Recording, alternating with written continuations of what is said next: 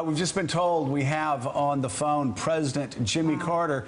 Mr. President, a great honor to have you with us here this morning. And Thank you. One of the most, I think, remarkable things about Zbigniew Brzezinski that I get to learn about him was how fiercely loyal he was to you. That we all know Washington figures that love to talk about how they would have done things differently. I can tell you in all the years that I've known him, all the years Mika's known him, all he does is said wonderful things about you in public, but also more importantly in private. Well, the feeling was mutual. I think I've often said that of all the people that serve me in government, there was no one more loyal to me than Brzezinski was. Even when he disagreed with me, he kind of stayed quiet, you know, which was often. And that was when we were in the White House together and also afterwards. So he was a great public servant and one of the best I've ever known. And he was also innovative and full of humor. We started out the morning at 8 o'clock every morning for 4 years. And it was a pleasure to be looking forward to meeting with Brzezinski and learning what he thought and also getting his wonderful ideas. And now let's talk about the other side of him. He could be a real pain at times, couldn't he? No. Well, he was a pain to other people. He never was a pain to me, as a matter of fact. Well, although he often disagreed with me, sometimes even within our own staff meetings. And but that was part of the value that he brought to me and also to the country. So I thank you so much for joining us this morning. I had the honor of spending time with you in the White House and at Camp David playing with your daughter Amy, and I watched you and my father interact. What are some of your fondest memories of time with my father?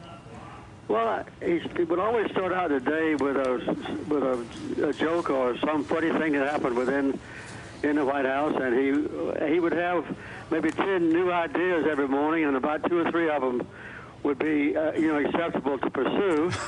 Quite often in the State Department, they would disagree with the one I chose, but Zbigniew never did, and I enjoyed playing tennis with him, jogging with him. And in fact, there was nobody in the White House with whom I felt more at home and friendly than Zbigniew. So we had an intense and close personal friendship for the 4 years, and he was the originator of some of the best ideas I had. Yeah. No one ever suggested to me that we have a peace talks between Israel and Egypt, except Zbigniew. And so, but he thought it was a good idea, even though the public never thought about it, nor any of the people who were very interested in the Middle East. So Zbigniew was always in the forefront of new ideas and good ideas. He was also extremely effective when I sent him on foreign trips. And he always got a lot of criticism from the Washington Post and the other news media when he, went on a trip for me over the opposition of the State Department, of course, and others. But one of the times when we wanted to normalize diplomatic relations with China, when I sent the Secretary of State over, it was kind of a complete flop as far as the trip was concerned. So I decided to send Zbigniew over. And he had an instant friendship with Deng Xiaoping and the Chinese leaders, and I think that broke the ice to bring about the normalization of relations with China. And as a matter of fact, I think you mentioned earlier, Mika, that when Deng Xiaoping came to the United States, he spent the first night eating supper with you and Zbigniew and your family in your own home. That was an incredible memory, for sure. And I was just looking at that incredible, the story of the chess match between my father and Menachem Begin at Camp David, which I was actually there, if you can believe it, trying not to get in the way, not doing well at that. And you mentioned tennis, Mr. President. Yes. Did he cheat at tennis ever? Well, usually I prevail, and Zbigniew used to get angry with me sometimes when I would call a foot fault on him. We played singles with against each other, both around the White House. We had a nice court there, and also up at Camp David. So we not only played tennis, but we also jogged and rode bikes together and things like that. But it was a very intense and natural personal friendship. Willie Geist. Mr. President, it's Willie Geist, an honor to have you on this morning. I would ask you this in the context of all we've been talking about with the current White House, and that is this.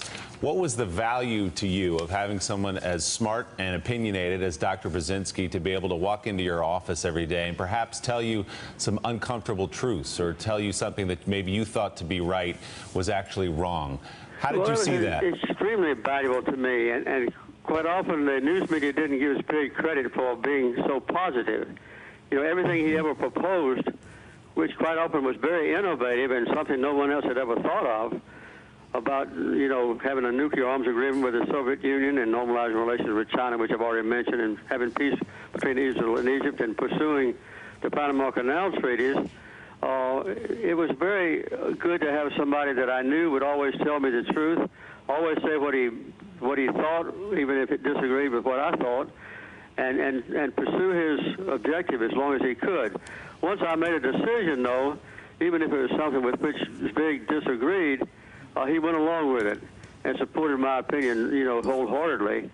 And so quite often I had to choose between the State Department and Zbig's staff, and ordinarily I came down on the side of it, on the right side. That was with Brzezinski's staff.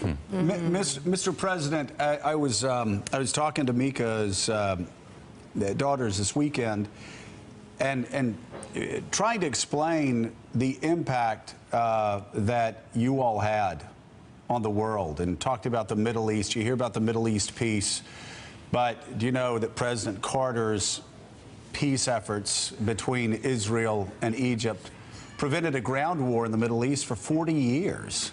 And you look at China, the breakthrough in China and getting them over to the United States and really pursuing that, it's completely changed the world that we live in. Even now, is it, with a hindsight of 40, 50 years, what are your thoughts on your enduring achievements and the great impact that it's had on this world? I would say there were four things that really troubled us when I went into the White House, and Brzezinski and I, you know, had an intimate conversation about them. One was the long-lasting war between Egypt and Israel. They had three major conflicts for 25 years before we got there. We solved that. The next thing was a nuclear arms agreement with the Soviet Union, and we worked out a SALT II agreement with Zbig's help.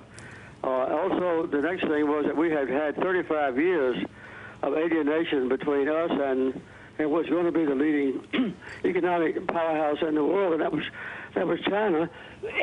And the third thing was a very serious challenge to our human rights policy, and that was the way we treated the Panamanians on the Panama Canal Treaty. So we solved all four of those things with Zbig's intense input. All right. President Jimmy Carter, thank you so much for being on the show this morning and helping remember my father. No one better. Thank you, Mick. It's a pleasure to talk to you personally. I talked to Ian, your brother, night before last, and also to Musha, your mother. In fact, the whole family was just intense friends with the Carter family, and it's been one of the most valuable things in my life, the relationship that I enjoy with Dr. Brzezinski. And I think one of the best things that ever happened to the United States of America was having him in the forefront of shaping our foreign policy. And the books he wrote and his interviews on television in times of crisis were always positive and sound and good judgment. He had the best, he was the most brilliant person that I have ever known. He was completely dedicated to serving the United States of America and very loyal to me personally. So he was a great friend, and you can be truly proud of him. I am. Thank you so much. Very generous. Bye-bye. And on our website, we're posting information on the charities my dad would have wanted people to support, including the Carter Center. We'll have more in the next day or two on service. That was remarkable. That was a remarkable what interview. President Carter said, just remarkable. And Frank, I want to underline something that it was one of my greatest impressions and one of the reasons why I respected Dr. Brzezinski so much over the past decade, after we got past a stunningly superficial remark. There was that. Was because we've all been around. We've all talked to secretaries of states and to national security advisors, and you name it, government officials. They get out of power. They're sitting around. They're behind closed doors, and there's always a little punch at the person they served. And well, that didn't work, and that didn't work because of this, and that didn't work because of that. Dr. Brzezinski, in the 10, 12 years that I knew him, in private, when it was just Dr. Brzezinski and myself, and I was trying to figure out, How did you feel about this? When the tragedy in the desert in 1980, whose fault? I heard it was an interagency fault. He said, no, it was my fault. I said, was that the low point of your service? He said, no, that was the low point of my life. He always took it up, even in private, he was always fiercely loyal to the president he served. I've never seen that in many other people. That's something that I think is sadly missing from public life today, and that observation is larger than just the Trump administration. Yeah. All right. Final thoughts after a break. We'll be right back with more from our roundtable. Thanks for checking out MSNBC on YouTube, and make sure you subscribe to stay up to date on the day's biggest stories. And you can click on any of the videos around us to watch more from Morning Joe and MSNBC. Thanks so much for watching.